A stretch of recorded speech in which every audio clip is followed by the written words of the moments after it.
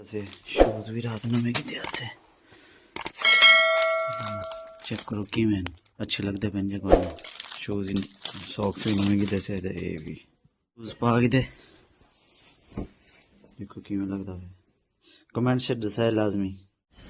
موسم جڑا نا دھند رات جلے آیا سے نا شاپنگ کر گیا ہوں ٹائم بہت زیادہ دھند آئی نظر کشن آدھے ہوں سویر نال دھند رہ گئی ہے جڑا نا کافی مطلب کلیئر نظر آتا پہ ہر پاسوں پوری گلی بالکل کلیئر ہے ہوں ہر پاسوں جڑا ہے جمعۃ المبارک کا دی جڑا نا میری دعا ہے کہ تمام مسلمانوں واسطے تمام بھائیوں واسطے دین کو اچھا مبارک ہوئے اللہ تعالیٰ تمام بیماروں کو جڑا نا شفا کاملہ عطا فرماوے جڑے جتنا بیمار ہیں اللہ انہوں کو صحت دے وے اللہ تعالیٰ حاسدین تے اسد تو بچاوے تے میرے ولاگ دیکھنے پہلے میرے چینل کو سبسکرائب ضرور کر لو گڈی جڑا نا جھولے کھاندی بھی ہے سردی دی وجہ ہے نا بند تھی ہوں پہ ویندی ہے جڑا نا یہ اللہ ترٹ گیا موٹ ہندی نا ہندی موٹ ترٹ گئی ہے یہ والی ان تو بعد وال جڑا نا باہروں شیشہ کھول کے وال گڈی کو کھلے نہیں ہیں اساں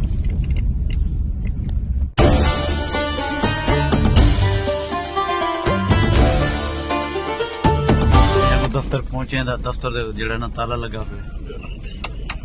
وہ صاحبی جڑا نا باہروں کھڑے ہیں تے گڈی جا گئے میرے لے السلام علیکم مار صاحب تارے لگے ہوئے ہیں تالے لگے ہوئے ہیں آتے نہیں ہیں بچے اچھا اندے کول ہے چابی تارے کول چلو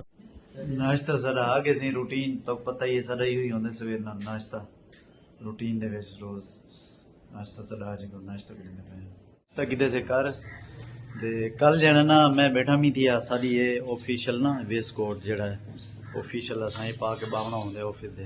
مطلب سروس ایریا کل میں جڑا نا تلو اپنا کوٹ پاتی بیٹھا تے اے اتو میں ویس کوٹ کرنا پاتی بیٹھا متو لاہور دے وچ جڑا نا انہاں نے میرا فوٹو بنا کے انہاں دے دتا ہے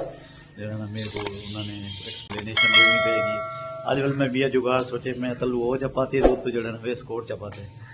کیونکہ کیمرے دے بیٹھا ہونے نا سردی بہت زیادہ ہے ہن سردی کو بچنے کیا کروں مجبوری ہے یہ بھی کرنا پڑتا ہے آفس ہی دیکھنا پڑتا ہے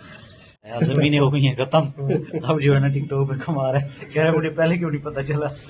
پہلے زمینیں تھی نا اس لیے نہیں پتا چلا کہہ رہے وہ ہمارے ہمسائے ہیں وہ ٹک ٹاک سے کماتے تھے تو وہ ان کے پاس پیسہ تھا وہ ہم سے زمینیں لیتے رہے ہیں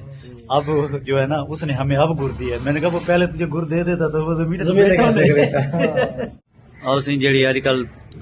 پٹرول بہت مہنگے تھے گڑے دے چارجنگ والے موٹر سائیکل آیا وجہ نے دیکھو الیکٹرونکس موٹر 2,30,000 روپے دیے یہ کتنے توڑی ہے سی جی جی 2,30,000 روپے دیے اندا جڑا شکل ہی تیری لگتی پی 2,30,000 والی میں صحیح دس 3 گھنٹے کی بجلی دے چارج کرو اچھا تے 90 تو 100 کلومیٹر چلاؤ اچھا 3 مہینے تھی کہ میں گڈی اندا 1 روپے دا خرچہ کر بل چوکن 1 یونٹ پیندی ہے سستی ہے اچھا گھر چارج کرو گھر چارج کیے پیسے گندا وینے چاچے کولو کہنے کو یہ کولو سیٹ کولو منگاویں نمبردار کولو کیوں نہ کوئی نہ اے رکھ تو دفتر جو تھے گئے فری 5 بجے پہ 5 بج گئے سب دفتر جو ہوں فری تھے ہیں ہوں نکلتے پہ ہیں ہوں صحیح ہے گھر فون آ گیا کوئی پتیلا گننے صحیح پانی گرم کرنے واسطے بیٹے واسطے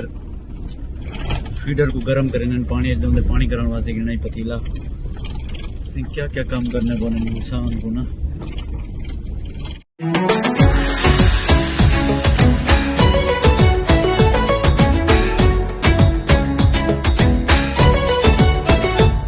فائنل ٹھیک ہے سی 1400 روپے 1400 روپے تھا یہاں کہ جناب تو کو پتہ ہے کہ الیکشن دی گیما گیمی ہے یہ سی گڈیاں چیک کرو جڑے الیکشن لڑدا پن کرایہ تے گڈیاں کھڑیاں تیار یہ ہن نکل سن کمپین واسطے چیک کرو سروس تھیندی پئی ہے عوام دے مزے لگے پن کھاندے پن ڈیرے کھلے پن چساں آیا پن